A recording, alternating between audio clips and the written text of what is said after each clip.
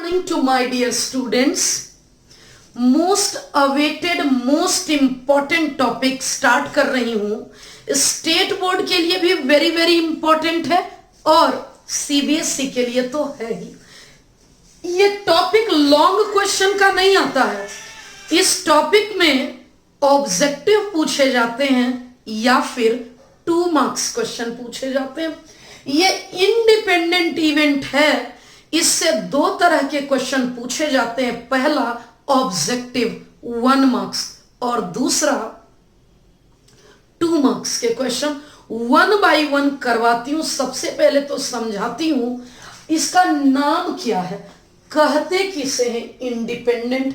तो सुनिएगा, independent event को अगर मैं डिफाइन करूं तो कहते हैं 2 ऐसा इवेंट, अगर मैं डेफिनेशन लिखूं, अगर इसके डेफिनेशन की बात करें, 2 events A and B are independent. 2 event independent तब कहलाता है if occurrence of one event, if occurrence of one event doesn't affect the occurrence of others. It doesn't affect the occurrence of others. फिर से समझाती हूं। 2 event को तब independent कहते हैं जब पहले का होना दूसरे को प्रभावित नहीं करता है। एक छोटा सा एग्जांपल लेती हूं। आपके घर में 2 भाई हैं। एक कंपनी में इंटरव्यू के लिए जा रहा है दोनों भाई, क्योंकि ट्विंस है और उस कंपनी में एक ही पोस्ट खाली है। इसका मतलब इस बार दोनों भाइयों में कंपटीशन है। अगर पहले का सिलेक्शन होगा तो दूसरे को रिजेक्शन मिलेगा, अगर दूसरे का सिलेक्शन होगा तो पहले को रिजेक्शन मिलेगा। यहां दोनों भाइयों में कंपटीशन है। वो सोच रहा है वो बीमार पड़ जाता, वो नहीं जाता, मैं अकेला जाता, एक ही सीट खाली है, वो मुझे नौकरी मिल जाती। यहां ये दोनों इवेंट डिपेंडेंट है। पहले का सिलेक्शन दूसरे को रोक रहा है, दूसरे का सिलेक्शन पहले को रोक रहा है। लेकिन कॉलेज में कैंपस प्लेसमेंट होता है, कंपनी आती है, उसका कहना है आप जितने बच्चे चाहो बैठ लो, मेरी रिक्वायरमेंट 100 बच्चे की है, 200 300, आप में से जितने कैंडिडेट मुझे इलिजिबल लगेंगे मैं सबको प्लेसमेंट दे दूंगा। वहां कोई कंपटीशन नहीं है। वहां कोई नहीं सोच रहा है कि वो बीमार पड़ जाए, वो ना जाए, वो कैंपस में ना बैठे। वो सब अपना सोच रहा है, मैं अच्छा परफॉर्म करूंगा मेरा सिलेक्शन होगा, मैं अच्छा परफॉर्म नहीं करूंगा मेरा सिलेक्शन नहीं होगा। यहां ये दोनों इवेंट इंडिपेंडेंट है। यानी एक इवेंट का होना दूसरे को नहीं प्रभावित करता है, उसे हम इंडिपेंडेंट कहते हैं। एक नोट की बात बताती हूं, समझिएगा। नोट की बात बताती हूं। पहला, अगर मैं E/F की बात कर रही हूं, यहां समझिएगा, यहां मैं कर रही हूं अगर F हो चुका है तो E के होने की क्या प्रोबेबिलिटी है। ये दोनों तो इंडिपेंडेंट है। F हो चुका है तो भी E पे कोई फर्क नहीं पड़ेगा, और F नहीं हुआ होता तो भी E पे कोई फर्क नहीं पड़ता। यानी F हो चुका है तो भी क्योंकि E चाहिए तो E ही होगा। एक दूसरी बात बता देती हूं, अगर F/E चाहिए, इसका क्या मतलब है? इसका मतलब है अगर इवेंट E ऑलरेडी हैपन हो चुका है तो F के हैपन होने की क्या प्रोबेबिलिटी है। अगर E ऑलरेडी हैपन हो चुका है, अगर E ऑलरेडी हैपन हो चुका है, अगर E हो चुका है तो क्या फर्क पड़ता है, वो तो इवेंट इंडिपेंडेंट है।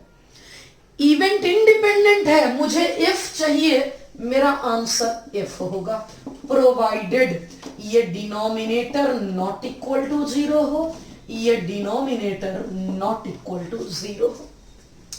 कंडीशनल एक और बता देती हूं, आपने क्या पढ़ा था, E/F आपने क्या पढ़ा था, E intersection F by P F आपने पढ़ा था। अभी अभी मैंने बताया अगर इवेंट इंडिपेंडेंट है यूजिंग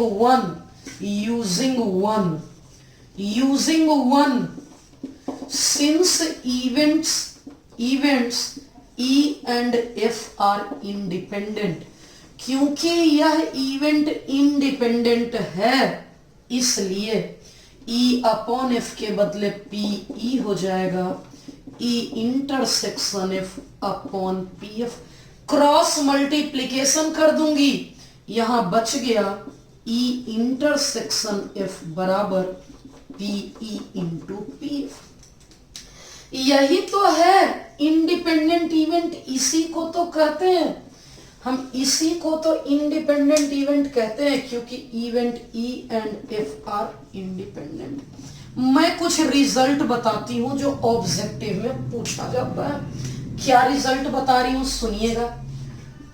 मेरा रिजल्ट है रिजल्ट्स ऑन इंडिपेंडेंट इवेंट और रिजल्ट्स ऑन इंडिपेंडेंट इवेंट। मैं इसके रिजल्ट की बात कर लेती हूं, समझिएगा। जिसका इंटरसेक्शन पूछे, केवल ये एंड है ना, एंड का मतलब इंटरसेक्शन, एंड है, इंटरसेक्शन है, इस एंड का मतलब है इनटू। मैं चार बातें बताऊंगी। अगर दो को कौन पूछता है, अगर तीन इवेंट भी रहता ना, ये ऑब्जेक्टिव के क्वेश्चन है, मैं 4 पॉइंट लिखूंगी, चारों एक क्वेश्चन है, चारों 4 क्वेश्चन है। अगर आप बच्चे हमारा ये लेक्चर ऐप पर पढ़ रहे हैं तो होमवर्क में चारों ऑब्जेक्टिव मिल जाएंगे। A intersection B intersection C, and का मतलब इनटू होगा P A into P B into P C. अब अगर इस पर नॉट लगा हुआ है तो क्या करेंगे? ई एंड नॉट एफ, कुछ नहीं करेंगे, इस एंड के जगह पर इनटू कर देंगे। तीसरा पॉइंट, ई के ऊपर बार इंटरसेक्शन एफ, ई के ऊपर बार की बात कर लेंगे, इनटू पी एफ हो जाएगा। ई के ऊपर बार है, इनटू पी एफ हो जाएगा। अगर मैं चौथा पॉइंट करूंगी, अगर मैं चौथा करूंगी तो ये हो जाएगा ई के ऊपर बार इनटू एफ के ऊपर बार। बस यही 4 रिजल्ट है। एंड का मतलब इनटू, एंड का मतलब इनटू, एंड का मतलब इनटू, जितने जगह एंड उतने जगह इनटू। यही तो है हमारा इंडिपेंडेंट इवेंट।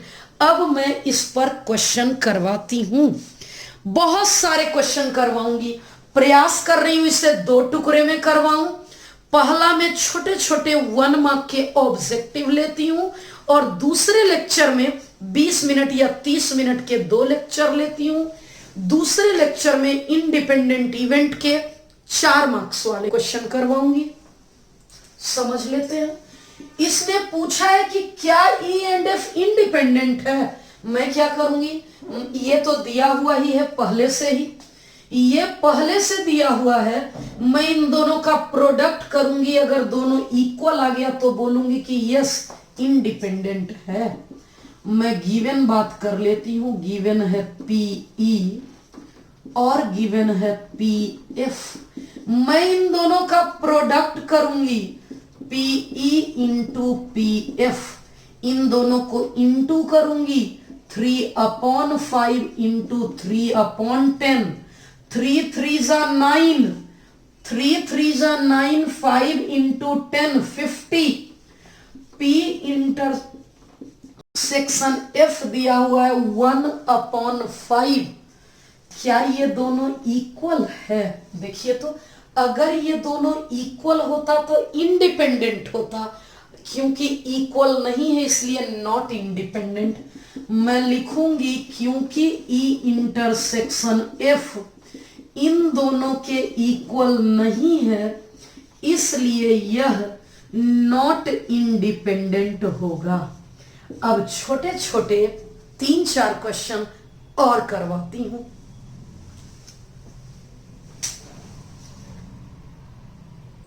1 मार्क के छोटे छोटे क्वेश्चन, शॉर्ट आंसर टाइप, ये तीनों क्वेश्चन 1 मार्क के हैं। इसमें मैंने 2 पार्ट लिखा है, इसलिए यह क्वेश्चन 2 मार्क्स का हुआ।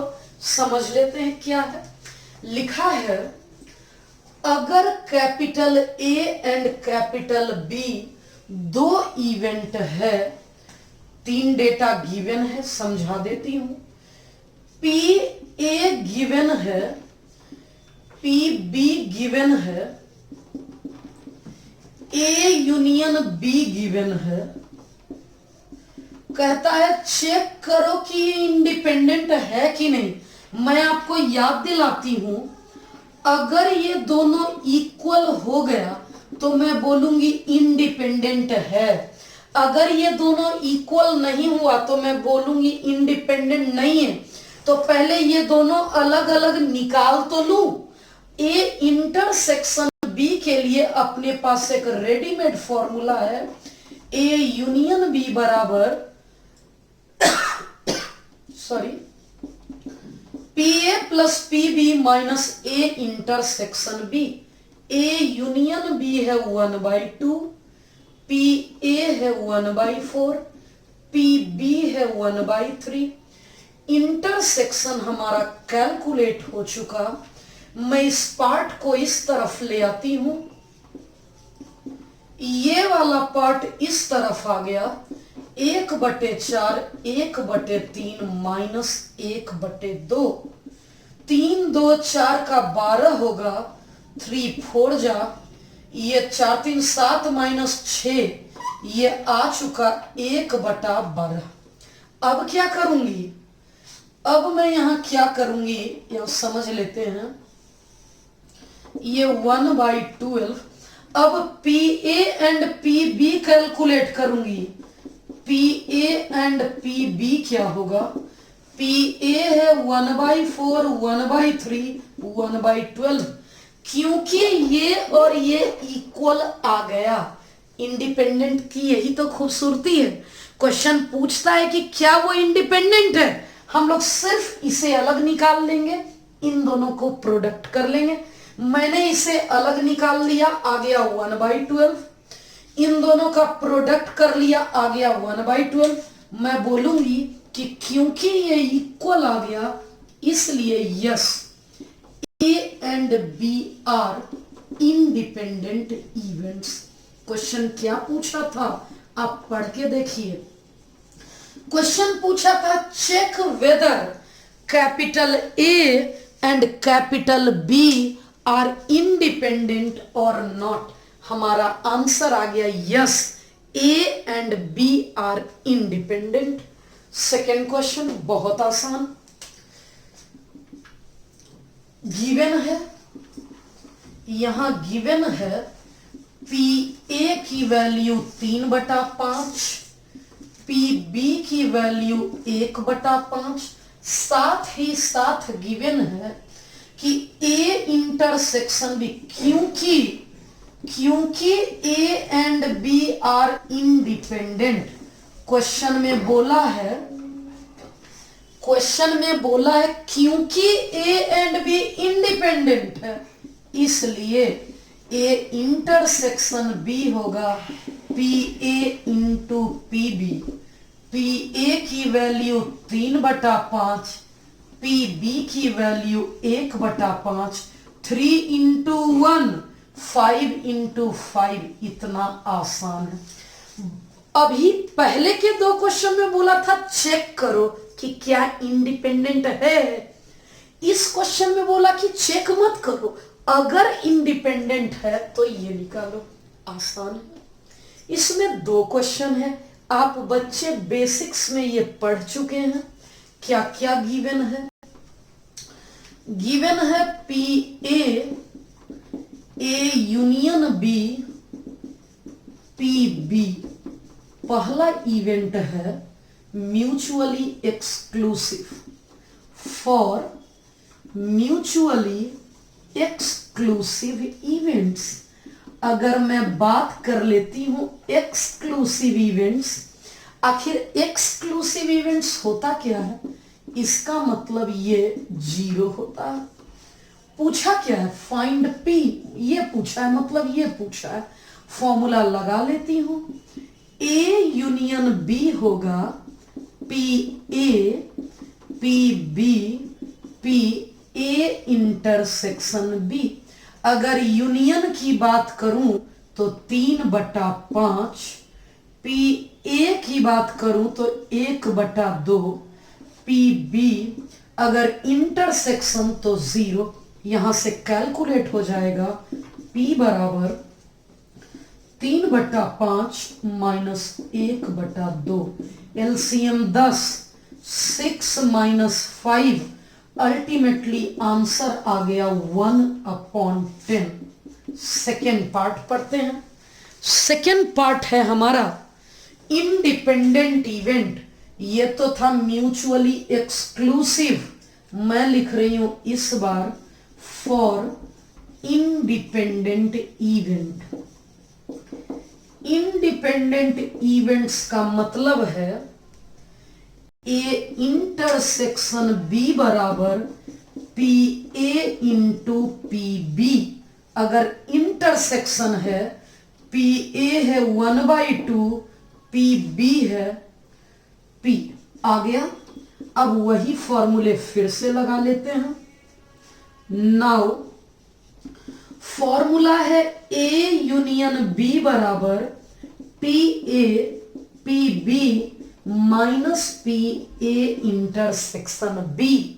यूनियन का मतलब दिया हुआ है 3/5, पी ए का मतलब दिया हुआ है 1/2, पी बी का मतलब ऐसा और ये ऐसा। ये 3/5, 1/2 और P/2। यहां से P/2 निकलेगा 3/5 माइनस 1/2। कैलकुलेट कर लूंगी P/2, ये 10, ये 6 माइनस 5, 2 5 10। आ गया P की वैल्यू, यहां से आ गया P की वैल्यू 1/5। देख लीजिए, इस क्वेश्चन में 2 पार्ट था। नीचे का पार्ट आपको नहीं दिख रहा है तो मैं आपको दिखा देती हूं, अब दिख रहा होगा। 1/5 हो जाएगा। इस क्वेश्चन में 2 पार्ट था। पहला, P की वैल्यू तब निकालें जब इवेंट्स म्यूचुअली एक्सक्लूसिव है। फिर से बोलती हूं, P तब निकालें, फाइंड P तब निकालें जब हमारा इवेंट्स म्यूचुअली एक्सक्लूसिव हो। प्यारे बच्चे, अगर हमारा इवेंट म्यूचुअली एक्सक्लूसिव होगा तो 0 होगा, इंडिपेंडेंट होगा तो ऐसा होगा। कुछ छोटे छोटे क्वेश्चन और करते हैं। डेफिनेशन ऑफ इंडिपेंडेंट इवेंट पर लास्ट 3 क्वेश्चन, जिसमें सिर्फ ये चेक करना सिखा रही हूं कि क्या यह इवेंट इंडिपेंडेंट है। और यही क्वेश्चन बोर्ड एग्जाम में पूछे जाते हैं, इसलिए तो सिखा रही हूं, समझिएगा। लिखा है यहां, a fair coin and an unbiased die are tossed. Coin भी टॉस किया जा रहा, डाई भी रोल किया जा रहा। कैपिटल ए, जब क्वाइन टॉस किया जाएगा तो सैंपल स्पेस ये होगा। जब डाई रोल किया जाएगा तो सैंपल स्पेस 1 2 3 4 5 6 होगा। कैपिटल ए के बारे में बात कर लें तो आएगा head appears on the coin.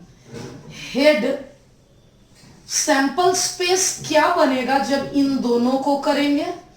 Head का 1 के साथ, head 2, head 3, head 4, head 5, head 6।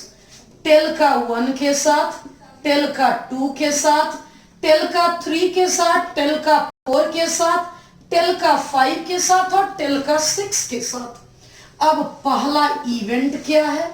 पहला इवेंट है हेड ऑन द क्वाइन। पहला इवेंट है head appears on the coin. कौन कौन सा ऐसा है जिसमें हेड क्वाइन पे है? तो ये 6 ले लूंगी 1 2 3 4 5 और 6, यानी ए की प्रोबेबिलिटी ये 6/12। बी की बात कर लेते हैं, 3 ऑन डाई।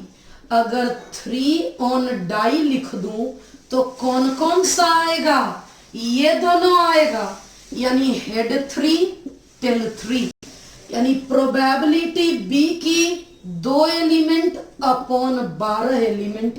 अगर ए इंटरसेक्शन बी का बात कर लूं, ये ए है, ये ए है, ये बी है, इन दोनों में कॉमन क्या होगा, इन दोनों में कॉमन ये है, मैं लिख लेती हूं।